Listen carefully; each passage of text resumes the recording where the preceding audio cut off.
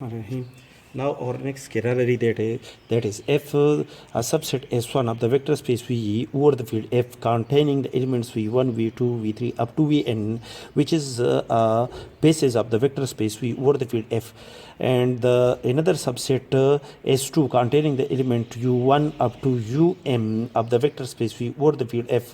has linearly independent vectors of the vector space V over the field F, then the numbers of element in the set S2 is less than or equal to the numbers of elements in its basis set.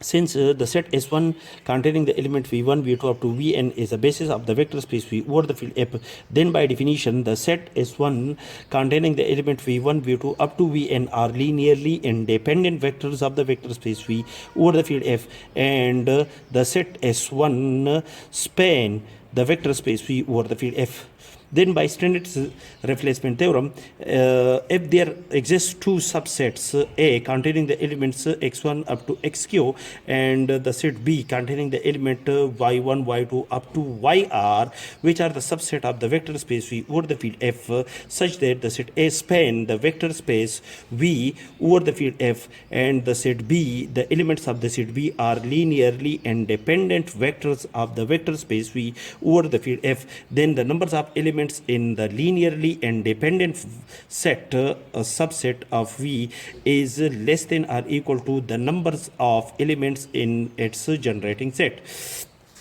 Since the set S1 is a basis of the vector space V over the field F, therefore by definition the set S1 span the vector space V over the field F according to the definition of the basis, and the set S2 containing the element U1, U2, Um are linearly independent vectors of the vector space V over the field F, then according to the Standard's replacement theorem, according to that theorem, the numbers of elements in the linearly independent subset of the vector space V over the field F is less than or equal to the spanning set of the set V, that is S1 is a spanning set of the vector space V over the field F. In the set S1, in the spanning set, the elements of the spanning set are n elements, therefore the numbers of elements in linearly independent set, linearly independent subset of the vector space V are M, which is less than or equal to the numbers of elements in its spanning set.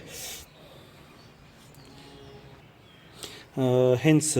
we conclude from this result that the numbers of elements in any set S2, which is a subset of the vector space V over the field F, has linearly independent vectors